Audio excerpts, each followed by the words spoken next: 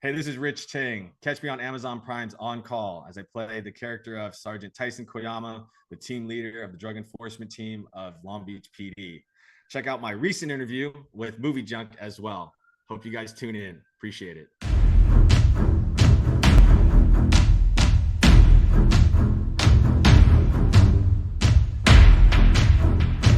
Hi, Rich. Welcome to Movie Junk. How are you? All right, how's it going? Doing well, doing well. We have Rich Ting joining our show today. Fans have seen your work in the HBO hit show Warrior, season two of Tulsa King, and now on Amazon Prime's On Call. Huge fan of your work and excited to have you on our show today. I appreciate it. Thanks for having me. Thank you, thank you. And you've had quite, a diverse career. If I'm not mistaken, you started off as an athlete and have transitioned into acting, and you've played, a lot of diverse roles. And I'd love to hear what was that transition like from going to become an athlete to getting into the acting business? Right. So you're correct. Been an athlete my whole life. Started martial arts at the age of 4. Started Pop Warner football at the age of 8. Was a 4-sport athlete in high school. Lettered in football, basketball, baseball, track and field. And for the first 21 years of my life, let's say, athletics was the focus. And so, lucky for me, my dad, who was basically one of my main coaches growing up as far as strength and conditioning wise, he always kind of preached to me like you need to have a reason to train as far as just for aesthetics, right? And so, which I did, because I was always training, per season for each sport. And so that just kind of got ingrained into my daily regimen and like my lifestyle. So once I completed my 4 years of eligibility in college, working out just became part of health and wellness. And so I've kept up my training. I kept up my flexibility, my cardio, and it's just something that I really love to do. That being said, um, the transition to acting, the only thing that was really different than the athletic world, to be honest, was just the team atmosphere. Going from playing, competitive sports with a football team, basketball team, baseball team, a track team, going to martial arts tournaments with your school or your studio, and now you're literally alone in Hollywood, getting auditions, um, going to class by yourselves. Granted, you're acting class, you have fellow peers, but everyone's kind of on their own page, and then you show up when you actually book a job and you don't know anyone, and you do your thing and then you leave. You know what I mean? So that was, I think, the biggest adjustment, I would say. As far as the being prepared, the accountability, the training, the time management, all those kind of disciplines, they're very much the same, I think, throughout every part of my life, whether I was an athlete or student and now, professional actor. But the one thing that comes to mind definitely is just it got real lonely real quick, once I Mhm. transitioned to the acting world. And you mentioned martial arts, and I can't help but ask, just because we're on the eve of the premiere of Cobra Kai coming out at midnight. Were there any early inspirations, films that inspired you at a young age to pursue martial arts? Definitely, obviously all respect and credit and inspiration goes back to Bruce Lee. When I was 4 years old, he was the first martial artist, first Asian movie star, I would say, that I, ever saw. And, whether it was Enter the Dragon, The Big Boss, Fist of Fury, Chinese Connection, all those, Return of the Dragon, all those epic movies that he did, before his passing, those definitely made an impact on me. And it's the reason why I wanted to start martial arts at such an early age. Growing up, there's been other inspirations like Ernie Reyes Jr. He was on a show called Sidekicks when I was really young, and he was young as well. I think he is still a lot older than me, but ironically, watching Ernie do his thing on primetime network television, that was very inspiring because I could relate to him as a kid. I would look to him as like, my older brother kind of thing, and I'm like, wow, like he's doing all these things. And actually, cool story with that is I later was able to join him and his father's martial arts Taekwondo school in the Bay Area. And that's where I ended up getting my black belt from, was Ernie Reyes' West Coast Taekwondo. So that's a cool story just because I saw him. I told my mom, hey, I want to be like Ernie. We moved to the Bay Area from Los Angeles. That's where him and his father's schools are all located back in the day. Was able to train with them and watch his Hollywood career kind of, escalate and elevate while I was there. So that was actually motivating too, to see someone that I could relate to, that was not only Yeah. instructing me in class, but then next thing you know, you see them, you see him and his dad on Surf Ninjas or something at the movie theater. Yep. It was just really of a cool experience. But obviously the Karate Kid, back, the original, right, and doing the whole crane thing, and Mr. Miyagi and everything. All those movies definitely had an impact on me, and just kept fueling my desire to keep learning and keep exploring the world of martial arts. Definitely. What a small world. So I'm from the Bay Area. I live in the Bay Oh, Area. nice. And I actually also went to the Ernie Reyes studio as well. The location I went to was in Sunnyvale, Oh my which God. Okay. that's the one that I went to was in Sunnyvale. I didn't pursue it very long. I had to do the splits, I think, on my second day, and I might have cried and quit on the second day. So I didn't go as long as as you Okay. did. You But tried. That's what counts. I did go, and yeah, what a small world. And yeah, I'm not sure if there's any studios that are still out. I mean, there was a bunch in the Bay Area, and that was also an early aspiration. So excited to see that we have that connection there. Yeah, well, I'll even solidify it. So I trained at the Sunnyvale School. So that was my Wow, studio um, wow, with Terry Lee, and Sujin Lee was over at the Cupertino School at the time, and wow. we would switch around. That was one thing that was cool with Ernie Reyes' West Coast Taekwondo is, when you started training for your black belt and upper degrees, we would have these kind of mixers, right? So we'd go to, like, the San Jose school or the Santa Clara school, and even though he had, I think, 11 schools at the time, we would all collaborate and come together as a community on weekends and for black belt training. So that's really cool, man. Yeah, right next to I think that's Fremont High School over there down the Yep. street. Little, On El Camino and Bernardo. Yeah. right, exactly. Little Yep. Caesars, 7-Eleven. Yeah, dude. Yes. That's what's up. Yes. Yeah, What a small world. that's awesome. And you mentioned, some early inspirations, aspirations with Bruce Lee, and we can't help but, transition into Warrior, which I believe this came out in 2019, so it was a few years back now. I Right. have to admit, I was late to watching Warrior. I've watched Warrior in the past year, more Okay. when it came on to Netflix, and I've had a lot of my friends say, "Man, what are you doing? This is like one of the best shows on TV." And you play the character of Bolo on this show, and you are a complete badass on this show. Awesome, awesome martial arts skills. And this was also, there's a Bruce Lee connection to this, right? And Shannon Lee was an executive producer.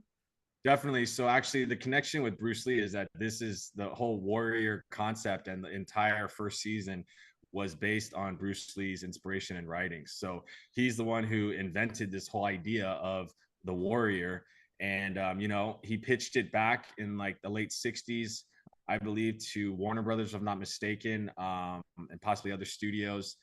They literally just racially discriminated against him and said, we're not looking for a Chinese leading man. This will never get made. So after that, it basically sat on a shelf and ended up in a box in a garage in Shannon Lee's garage, like literally in Wow. storage.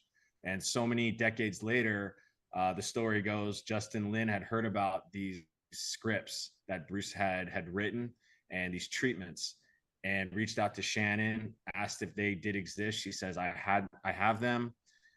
Teamed up with Jonathan Tropper from Tropper Inc., who just came off of Banshee at the time of writing, creating that awesome series over there on I think that was on Cinemax as well in the beginning. It was a perfect storm. You had Justin Lin, you had Jonathan Tropper, you had Shannon Lee, all involved, and just really grateful and honored to have brought, a treatment, a vision, a story that the legendary Bruce Lee created, decades before I was born, to life, literally in 2018, 2019.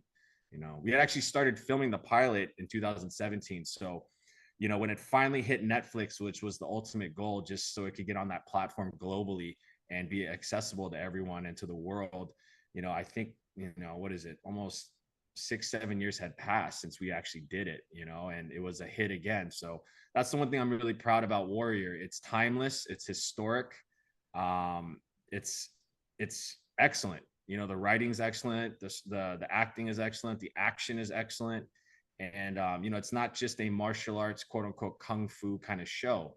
It's an historical period piece with a martial arts element, and that just shows you the kind of intelligence and worldly views that Bruce had back in the 60s. He was so ahead of his time. So for him to have written something like this back then, and for you to finally watch it on Netflix in 2024 or whatever it was, and for you to enjoy it and identify with it as well as your friends, I mean, that says everything, that how creative this man was, not only as a martial artist but Yeah. as a writer, as a creative. So really proud to have done that. Definitely right, and it takes place in San Francisco. It's Right. a period piece. So for me, I'm just seeing like this is what it was like, many years ago. So you're kind of seeing that, come to life, and also too. I mean, the character of Assam. I mean, you just see the mannerisms where this could have been Bruce Lee playing this character, right? And he does Oh, such a great job. no disrespect to Andrew Koji, but man, I would have loved to seen Bruce play Assam. You know what I mean? So, like I said, just a great experience and truly an honor to bring to life a treatment, a vision that Bruce Lee had that he could never have done. He could never had done back in the day, and for us to bring that to a reality for the world to see, that it's just awesome. And with your experience, were you asked to give some artistic liberties in some of those martial arts scenes, or what was scripted and choreographed is what you had to do on paper? No, they were very collaborative. Shout out to Brett Chan, our stunt coordinator and fight director. One thing that Shannon, Justin Lin, and Jonathan Tropper made very obvious to me in the beginning, right before we even started pre-production, was that they did not want me to quote unquote mimic the real Bolo Young, and they wanted me to attribute him in whatever creative way I wanted. So they gave me a ton of freedom once we arrived, because we shot the series in South Africa in Cape Town. And so once we got there, and I met Brett Chan for the first time and his stunt team. We had a Chinese stunt team as well as Brett's team. I was a very big collaborative, world of stuntmen and women that made this thing as awesome as it is. Brett was very flexible. He gave me a lot of freedom to do what I was comfortable doing. We nailed and really pinpointed specifically the style of martial arts that Bolo was going to portray in Warrior Season 1. And it was based off of the Hungar Kung Fu style, which basically in layman terms is, minimum movement with maximum output. And so we just felt together that this really represented the kind of person Bolo was. Bolo doesn't move unless he has to.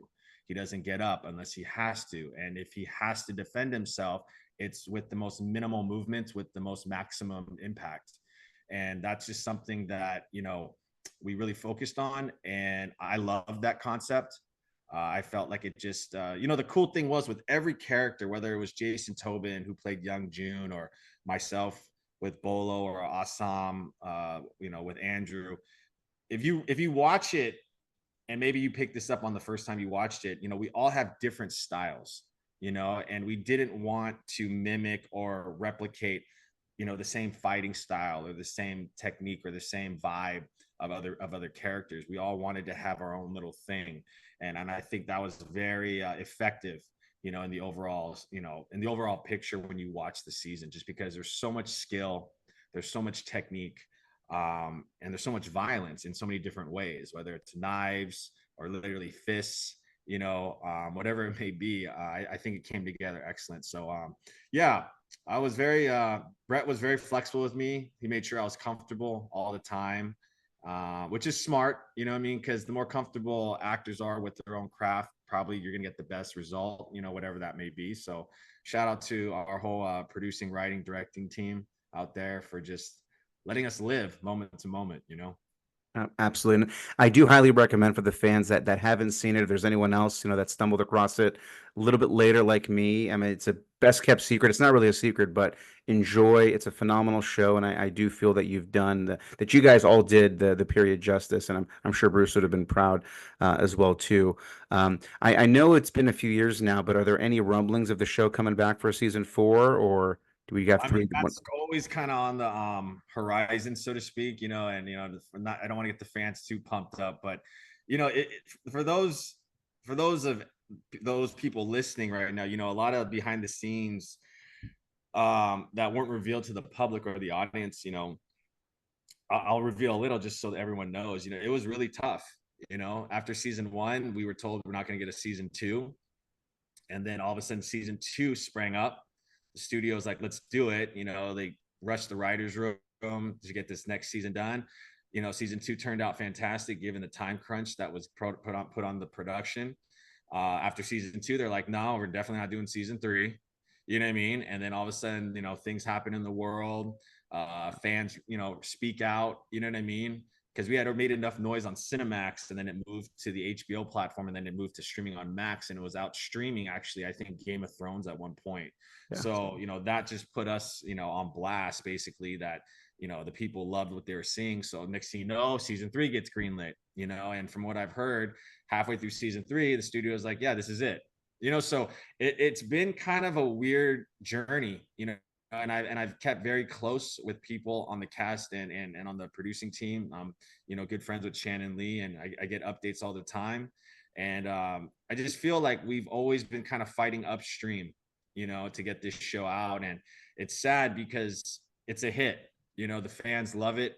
It's not just the martial arts community. All communities really, really appreciated what we did. And I've really have never heard of a bad criticism of the show or a bad remark.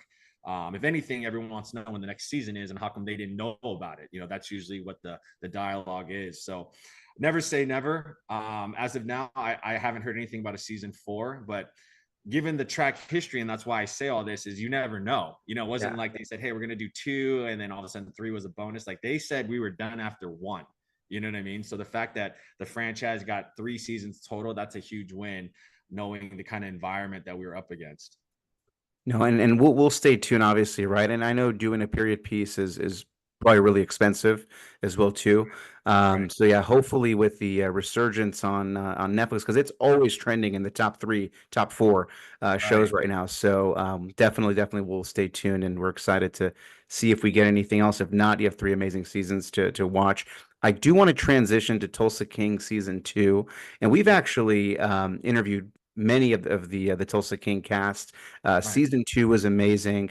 I was really, just excited. This show kind of just came out of nowhere as well, too, right? I mean, this is the first time that Stallone, with the exception, I was actually corrected by Guy Narduli. I said, this is the first time that Stallone's ever played a mobster. He's like, no, he actually played a mobster in Oscar. And I was Right. like, man, I completely missed that one. So MovieJunk got stumped on that one. But I mean, he does such an amazing job. You're on the opposite side. You play the character of Jackie. So I'd love to hear how you first heard about the role. Were you up for this role in season one, or did this come going into season two? No, so like millions of us, I was a huge fan of season one, and that show just came out of nowhere. I remember just like seeing some kind of teaser for it, and I was just excited because I'm a Stallone fan, as everyone is, and I remember I fell in love with season one. I was just like, the writing is phenomenal. Like it's funny, it's dark, it's gangster, it's light, like it's all these different layers of artistic things and qualities. So I was excited for season two. You know what I mean? I was like, can't wait for season two. Um, True story, I was actually the last addition to season two, and according to our showrunner, our EP Craig Zisk, he mentioned to me that their main writer Terrence Winter, who's excellent, they had done their research and realized late in pre-production that there was this whole Chinese element to kind of the world, the marijuana world in Tulsa, Oklahoma. And so they did their research, and they did their it was excellent research, and they realized that there has been this migration from mainland China through Sacramento, through Colorado, and eventually landing in Tulsa, Oklahoma, where the Chinese, literally Chinese nationals, had a community there. Wow. And they were occupying hundreds of acres of marijuana and other things. And they were kind of keeping on the down low from the feds and the US like authorities, and making a huge killing there. So long story short, they felt that element was crucial and would definitely add to season 2. So that's why I said I got brought on late. I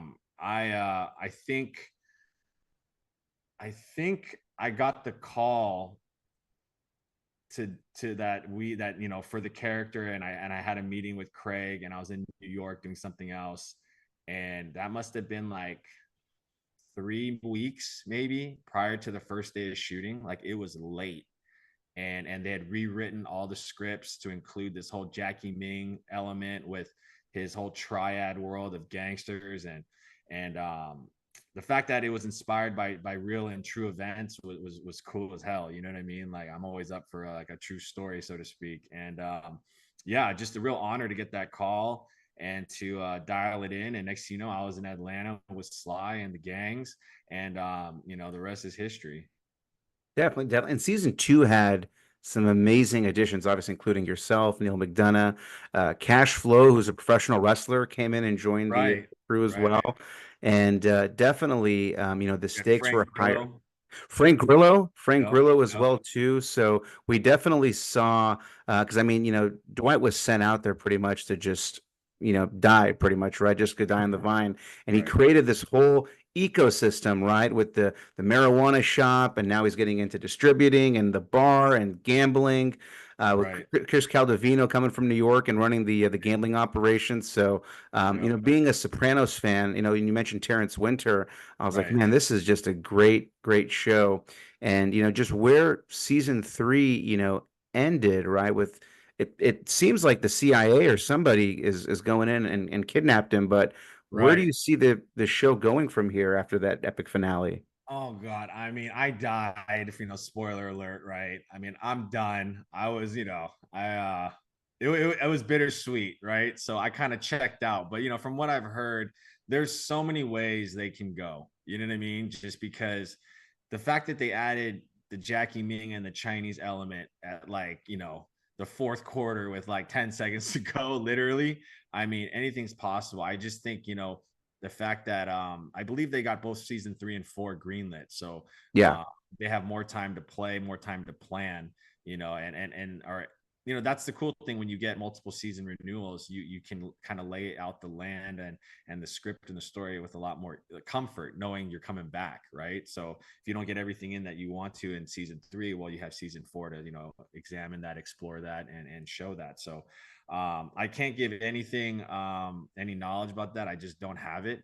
You know what yeah, I mean? But excited for them to continue. I'm blessed to have been a part. Like, I never thought I'd have an opportunity to work with Sly. The man's 78 years old and he's still punching, as he always says. You know what I mean? And so that was the treat, and that was more than a treat. You know what I mean? Like, I've never, there's certain people that I've grown up and they're like, Stallone and Arnold, and people like Bruce Lee, and even Michael Jackson, for example, guys, these iconic figures that when I was a kid were so impactful. But I never thought I would either be able to work for one of them in the way we're bringing their script to life that never came to life, or two, literally working next to them, and watching them uh, direct a set, watching them direct a scene. Had an opportunity to work with Jeff Bridges on The Old Man, even, like, that was iconic as hell. Like, yeah, I'm just really blessed, man. Like, it's weird, being an actor, you just want to work.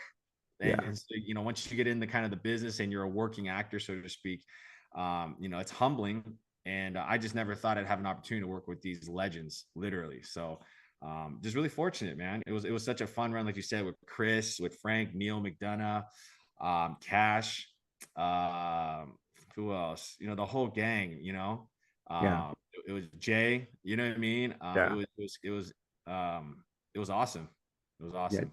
definitely, definitely. And we've had Frank Stallone on our show, and Okay. I've met Sylvester in person a few years back, and was able to take a picture. And both just super super nice and Yeah. welcoming guys, and excited to see him. 78 and still punching, right? I mean, Right. were you given any, like, for example, like shooting this a scene with him? Was there any like direction that he gave or any advice that he gave you on your performance?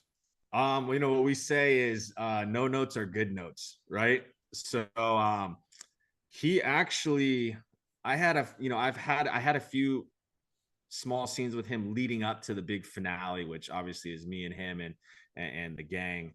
But I'd like to say I think he was liking what I was doing, whether it was Awesome. just blocking adjustments, meaning like, why don't you step here? I'll go here, stuff like that. But, by the time I really had, by the time my character kind of peaked in Jackie's arc, I was so dialed in with the character. I knew exactly where he was going. And trust me, I would have gotten notes a lot earlier from Sly, even if he wasn't in the scene, because Yeah, he has yeah, that much creative control.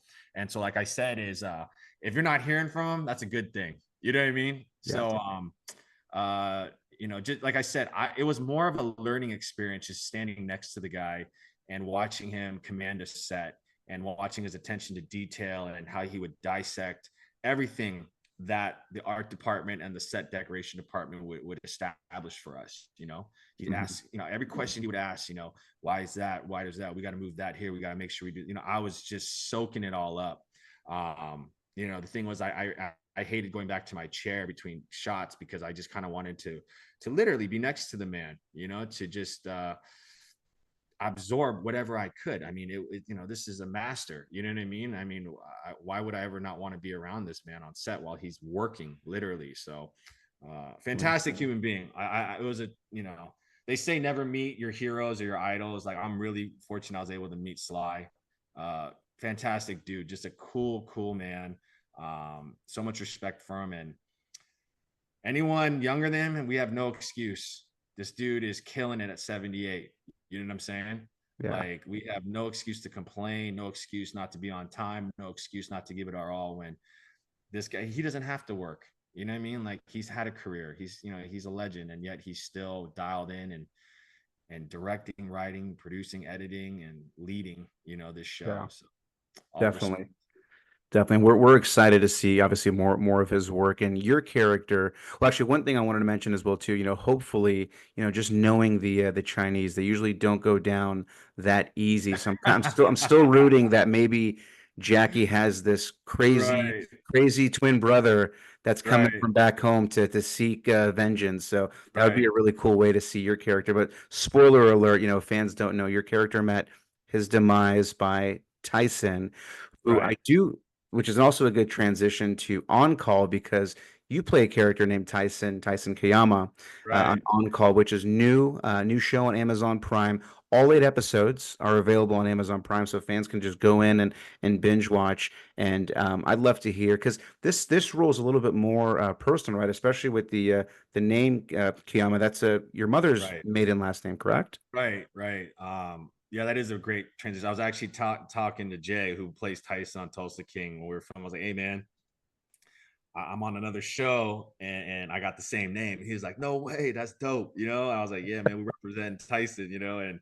And shout out to Tyson Beckford. That's my homie. So there's a lot of Tysons in my world. So happy to represent for anyone named Tyson out there. But you're right. Koyama is my mother's maiden name, and I'm half Japanese, half Chinese. My mom's Japanese, and my mom jokes all the time that she's been a Ting, a majority of her life, and the Koyama side doesn't really get too much love in the Ting world just because of the name, and that name is very significant because, like you said, On Call, which is now on streaming on Amazon Prime, is a Dick Wolf production. So Dick Wolf was obviously known for all the Law and Orders, all the Chicago shows, the FBI shows. This is his first streamer. It's rated R. So unlike his network shows, his 9 other network shows, this is the first time it's rated R. We're doing West Coast. We're doing Long Beach PD. I'm from the South Bay of Southern California, born and raised. So extremely excited to represent, my hometown. And that's ironically where my Japanese side of the family is all from. We're all born in the South Bay. I have a cousin, John Koyama, who is a stunt coordinator, action director for actually Amazon The Boys. Shout out to him. He just won the show's first Emmy this past year. Sweet. Um, Awesome. and he's the reason that I got in the game. So I came into Hollywood via the stunt department. And so, being able to represent this character, Sergeant Tyson Koyama, it gives tribute to not only, my mom and her side of the family, but also to my cousin who is on that side of the family, who is responsible for getting me into the business, 18, 19 years ago. So, it was very personal for me to be able to get this name and to have the freedom to name this character. That is all credited to our showrunner Tim Walsh, who gave me that freedom and was very adamant with me from the beginning of the process that he wanted me to pick a name that I was extremely comfortable with, and he wanted it to feed me, and no other showrunner has ever given me that kind of liberty or that kind of freedom, creatively, to do something like that, and I talk about that a lot with friends in the industry, and a lot of my friends have never heard of that, actors, producers, directors, writers, whatever they may be. They're like, that's freaking awesome. So shout out to Tim. And yeah, man, I think this is our fourth week since we premiered on the platform. We were streaming at number one for like 3 weeks. I think we're number two or three, maybe dropped a little, I don't know, but the response from the viewers and the audience is exactly what the studios want. It's exactly what we want. So fingers crossed, and hopefully we'll be back for another season, if not multiple seasons. Yeah. Yeah, I don't know if I've seen a show that uses, or film even, that has the use of body cam and dash cam quite as good as this. I mean, you literally feel like you're either with a camera or standing behind the officers as well. Like it's every episode feels like a ride almost. Right. Was that always the inspiration, or I mean, because that's just phenomenal camera work there. Yeah, and I can take credit for none of what you just said, as so shout out to Tim Walsh, Elliot Wolf, our creators, Eric LaSalle, Brenda Malloy, our directors and producers. They really wanted to use all three of those quote unquote lenses, whether it's dash cam, body cam, or steady cam. And from what they've told us from the beginning, is they really wanted to take the audience and the viewer and throw them into the front seat of a car to basically mimic a ride along. And that's one thing that Tim and Elliot were very adamant about as well, regarding the script and the stories. And everyone had to do ride alongs, and shout out to Long Beach Police Department. They've been so generous in being such a huge resource to all of us on this production. We all did ride alongs, multiple ones sometimes, and all the stories that you see in season one. There's the main, for not to have spoilers right now, but there's obviously a main A story that we go after, but all these little B and C stories that pop up per episode, none of those are made up. They're all based and inspired by true events that were experienced within those ride-alongs. So you're having the creators, Tim and Elliot, literally write what they experienced on a ride-along.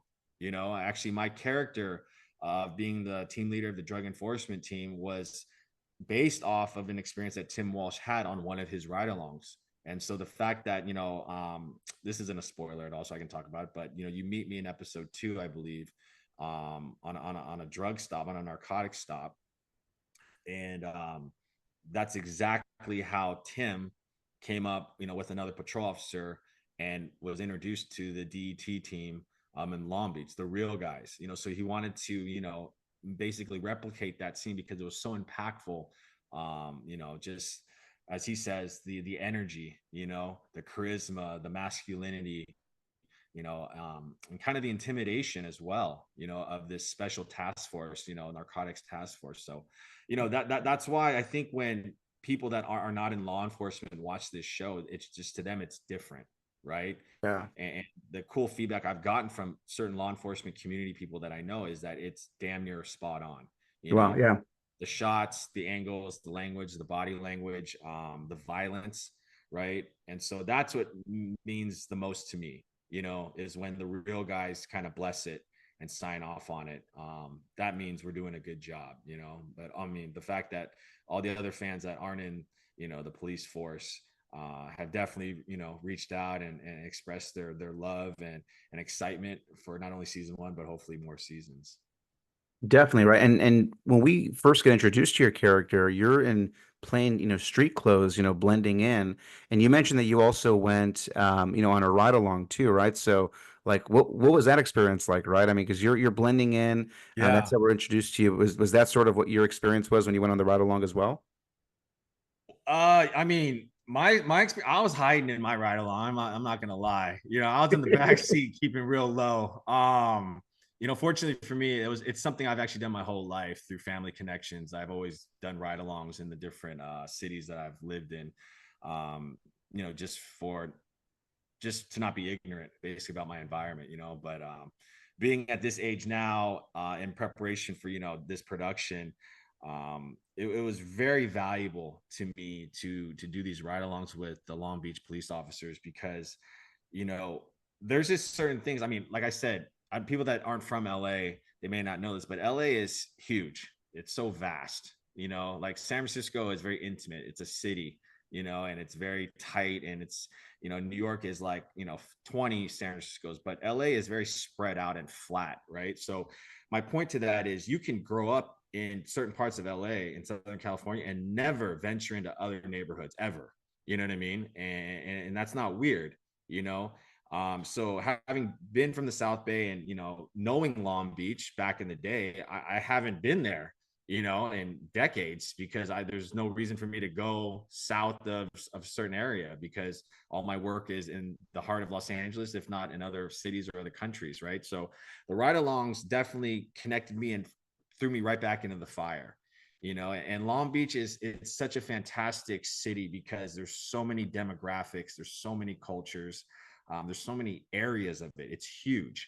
And for a show like On Call, that's gold, because that just means there's so much stuff we can pull from, and there's so many stories that have yet to been told, right? So Yeah. you know the first thing it did was, with these ride-alongs, it threw me back into when I was a kid, because on certain areas a lot of things haven't changed, and that was surprising to see and experience. In other areas, things have totally changed, you know obviously going through certain territories, that I would say aren't the safest.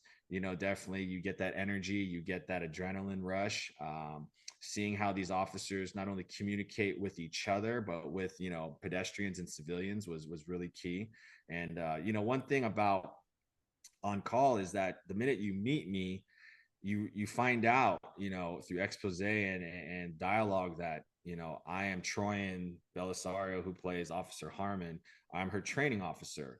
So that right there establishes the fact that I've probably been in the force for 20 years at least, and she's been in the game 12 years. So not only do I have to establish that I am a 20-year plus veteran that's still active on active duty, but that Troyan and I have this relationship that goes back 12 years, Yeah. and Yeah. we're so tight. So I knew that scene was coming up. I knew that was going to be the way you meet my character. And so that actually was what I was really focusing on with my ride along officers, was their camaraderie, their rapport, their etiquette with each other, Mhm. because obviously they have history, and they've been partners for a long time. So I focused on those kind of elements, which was gold to me, because you can experience violence and all these different kind of interactions, let's say, between police and civilians, but I was more focused on officer to officer engagement, because Definitely. that's what I needed to portray right off the top, and and hopefully it came off as such. Absolutely. It was great to see that relationship, because in a lot of the episodes, we're finding out that she's the trainer for a lot of these new up and coming cops. So it was good to see that relationship between your two characters. And if I'm not mistaken, I believe there was a reference where you were referred to as Obi-Wan. Did I remember that Right. correctly? So I refer to her in the show, I call her Padawan a lot of times, which Yeah, is yeah, right. And Tim Walsh is the one who coined the name for me, kind of contextually, that he's always called me her Obi-Wan. yeah, So she's my Jedi Knight protege, right, yeah. that I'm responsible for. And I take that very seriously, you know what I mean. People that are obviously in law enforcement, they know that relationship, and I think it's tighter than family at times, because of the stakes that we're under, and the environment situations, it's life or death a lot of the times. And so that was something that Tim told me really early on, and shout out to Padawan, because that was just, when I saw that in the script, I started laughing, because it just brings out that whole Jedi reference and symbolism, right? So that was pretty cool. Absolutely. And I do encourage fans to check out On Call. It's on Amazon Prime. All episodes are out. Again, every episode feels like a ride, right? They do go by fast. I hope maybe if we get a season two, maybe we can get 45-minute episodes. I think that'd be Right. really cool as well too. So excited for fans to check it out, and hopefully we get more and more seasons. I do want to be respectful of your time, but I do also want to ask, just because you always got something, I mean, exciting going. I mean, went from Warrior to Tulsa King to On Right. Call Now. I know you probably can't share too much, but is there anything that you're able to share for what fans can expect from you in 2025 and maybe beyond? Yeah, kind of a side note thing that comes to mind right away is, for any video game fans out there, I've been venturing into that world. Last year, I was part of this Yakuza video game by the name of Like a Dragon that came out. It's I think a part four to this huge family of Yakuza video games that Sega in Japan puts on, and kind of made, I've been doing video games before, but that was kind of like my big coming out to that world. I can't say the other one I'm working on right now, but the video game world has really been how do we say, they've been reaching out a lot, and I've been venturing into that world. So ironically, I don't play a lot of video games, so I'm learning as I'm going, especially the stories. I'm just really impressed with how they create these games, because the way they cast and get these actors in, and the way they treat me, like I feel like I'm doing a movie. Like it doesn't Yeah, feel any different, to be honest. yeah. They're real actors interacting, and we get transformed to these cool looking figures, on a 3D screen. So that's something that, I can tease a little bit. I can't really shout out the name of the current game I'm working on, but more importantly, 2024 was a fantastic year, just because we had started On Call in 2023 actually, and because of the SAG strike, we had to take a pause. So I was pretty geeked when everything worked out for On Call, and this character of Tyson Koyama came to life, and then we were able to finally finish it, in 2024, and then premiere it, this past January. And it's been probably the most meaningful character I've played in my career. And I say all this to say that, knock on wood, but I'm really excited to make On Call my home show, and I hope I'm home for a while, so to speak. So yeah, to Awesome. all the fans that have already seen and been season one, stay tuned. I think amazing things are to come with On Call, and I can't be more excited to be a part of that family. Awesome, awesome, and we hope for that as well too. And we'll share the links, obviously, if fans to check out the trailer. I'll go ahead and share the trailer as well too. If you haven't seen it, check out On Call. All 8 episodes out on Amazon Prime, and just treat yourself if you haven't to watch Warrior like me. I'm sure there's more fans like me that haven't seen it. And it's on Netflix as well. So, Rich, I wanted to just thank you again for making the time. I can't wait to share with the fans. Really enjoyed talking to you, and hopefully we've saved some room for round two once we hear back on some of these shows getting renewed and maybe some new film projects as well. Definitely love to come back. I appreciate you having me. Awesome. Thank you so much, Rich. All right. Thank you.